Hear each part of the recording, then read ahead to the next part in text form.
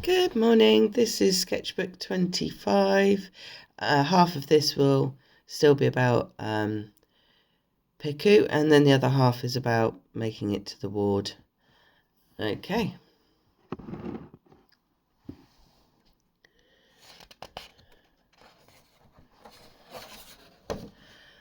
So this is when things really start to improve. My daughter gets her tracheostomy, which was just a huge relief. She could start to recover then. No more extubations.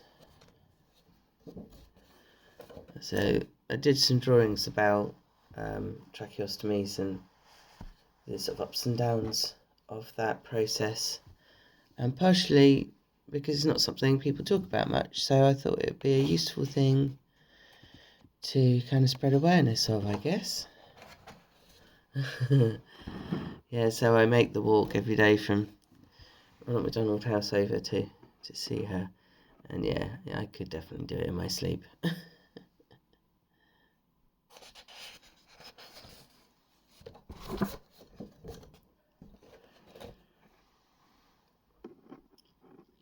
Yeah,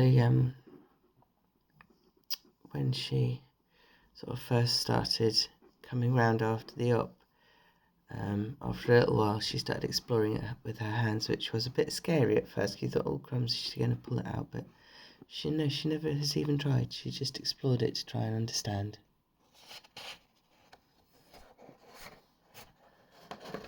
It was so nice for her to not be tied to a machine, to be able to get out and about a bit.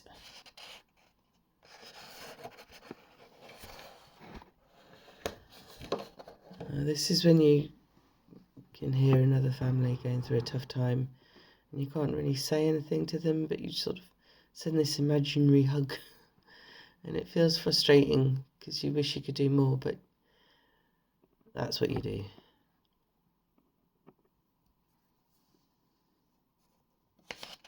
I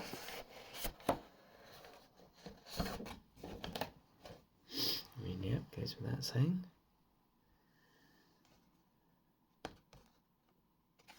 Oopsie.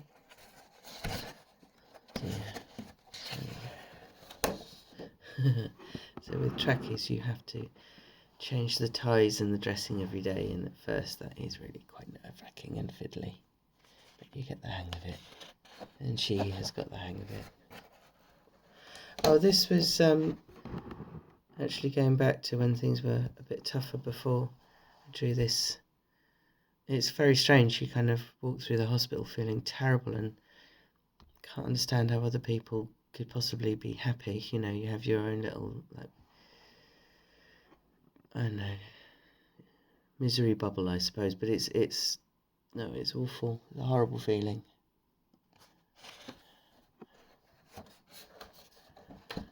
And yeah, definitely, when that stress finally eases and the adrenaline starts to calm down, there's a phase when you definitely feel a lot worse and you start to really, all the way you've held it together, and then you start to collapse, and I had a difficult phase.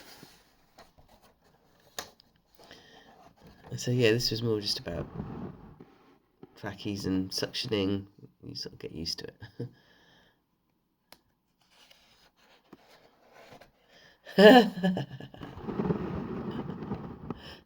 I used to get told off a lot for saying the key word on the board. All the nurses stare at you. It's funny.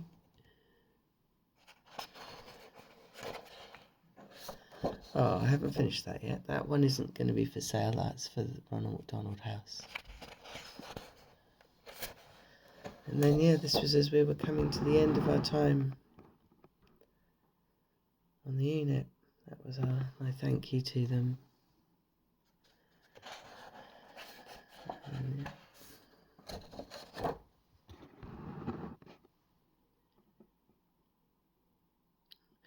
she now needs a huge amount of very long-term rehab.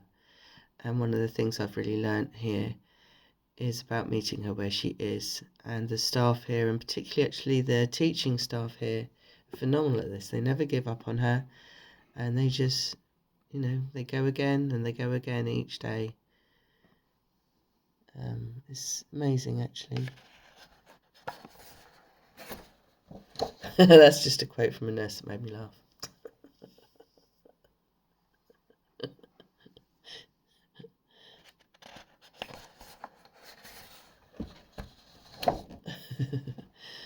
One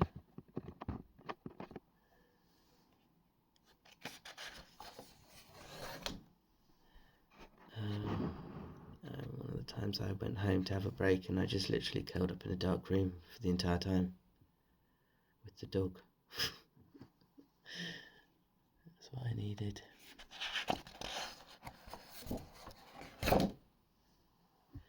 And then it's just really about the huge change. Went from a semi-mobile, walking, talking, orally fed, to not walking, not talking. She is slowly getting the use of her hands back, just starting to make, smiles again, and then just huge amounts of more medical things that we have to do daily. So it's a lot, but it's what you do, I love her. Oh gosh, yeah, tube or cable fairies, that they are little so-and-sos, they are just constantly tangled up in tubes. I think that's the last one. Just about, decompression. That huge amount of pressure gradually releasing. There we go, folks. Thank you very much.